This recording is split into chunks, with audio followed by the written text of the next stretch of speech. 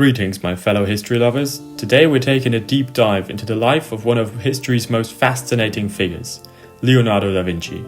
From painting to invention, anatomy to astronomy, this guy was basically the poster child for the phrase jack of all trades. So buckle up, grab your sketchbooks and get ready to learn about the ultimate Renaissance man, Leonardo da Vinci.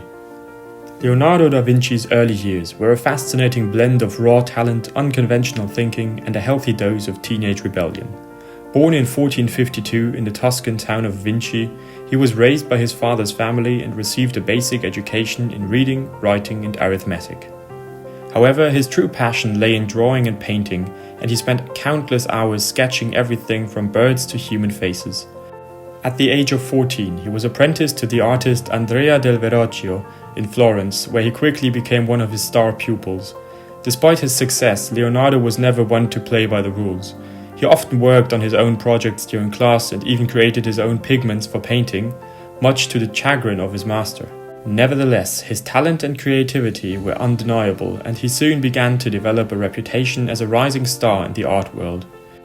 In short, Leonardo's early years were marked by a fierce independence, a boundless imagination, and an unwavering commitment to his craft, qualities that would serve him well throughout his life. After spending time in Florence, Leonardo da Vinci moved to Milan, where he would spend much of his career as a court artist and engineer for Ludovico Sforza, the Duke of Milan. During this time, he created some of his most iconic works, including The Last Supper and The Vitruvian Man. He also worked as a military engineer, designing weapons and fortifications for the Duke's army. Leonardo's time in Milan was marked by a constant search for new artistic and scientific challenges, and he often combined the two in innovative ways. For example, he created detailed anatomical drawings of horses to aid in the design of a monumental equestrian statue, which was ultimately never completed. He also explored the properties of light and shadow, developing a technique called sfumato that allowed him to create lifelike portraits with a subtle, smoky quality. Despite his successes, however, Leonardo's time in Milan was not without its challenges. He frequently clashed with other artists and patrons, and his tendency to take on too many projects at once often left him overwhelmed. Nevertheless, his time in Milan marked a critical period in his artistic and scientific development, and it set the stage for his later achievements in Florence and beyond. Leonardo da Vinci's legacy extends far beyond his artistic achievements. He was also a true visionary in the realm of science and technology. His inquisitive mind led him to explore a vast range of subjects from botany to optics, from geology to mechanics. He was fascinated by the natural world and sought to understand it through empirical observation and experimentation. Some of his most notable scientific discoveries include his studies of the human body, including detailed anatomical drawings that were far ahead of their time, as well as his pioneering work in the field of optics, including his understanding of how light interacts with the eye. However, Leonardo's technological innovations were equally impressive. He designed flying machines and helicopters, and he was one of the first people to understand the principles of friction and how they could be used to design efficient machines. In addition, his interest in waterways and hydraulics led him to design revolutionary canal systems and water-powered machines. One of his most impressive achievements was the design of a giant crossbow which could fire multiple arrows simultaneously and was considered a marvel of engineering in its day. Even today, Leonardo's legacy in the fields of science and technology continues to inspire and influence new generations of innovators. His curiosity about the human anatomy led him to conduct extensive studies on the human body, including detailed dissections of cadavers to better understand the structure and function of internal organs. Leonardo's drawings and notes on the human body are considered some of the most accurate and detailed of their time, and were an important contribution to the study of human anatomy.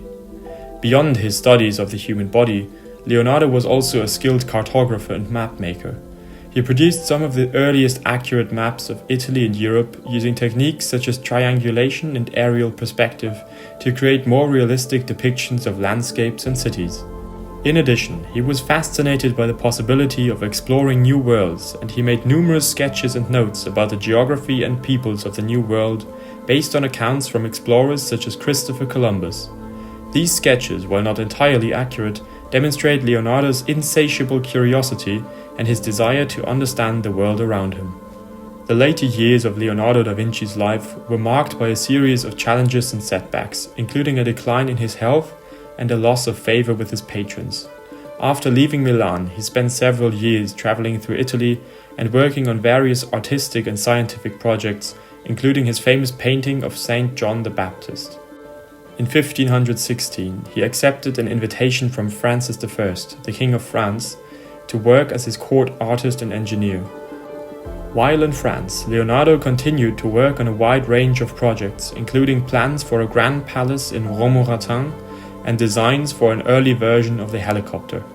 However, he struggled to adapt to life in France, and he often clashed with other artists and court officials. He also faced health issues, including paralysis in one arm and worsening vision. Despite these challenges, Leonardo continued to push the boundaries of art and science in his later years, and he remained a prolific and innovative creator until his death in 1519. He continued to produce paintings and drawings, including his final work, The Virgin and Child with Saint Anne and Saint John the Baptist.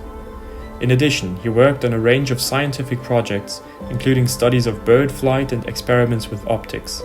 Overall, Leonardo's later years were marked by both creativity and struggle, as he continued to push himself to new heights despite the obstacles he faced.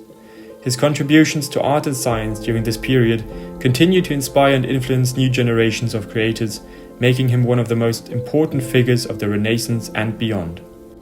What are your thoughts about Leonardo da Vinci, and do you think he was the genius of the Renaissance period? Let me know in the comments. I hope you liked this video about Leonardo da Vinci. If you did, please hit the like button and subscribe, and I'll catch you in the next one.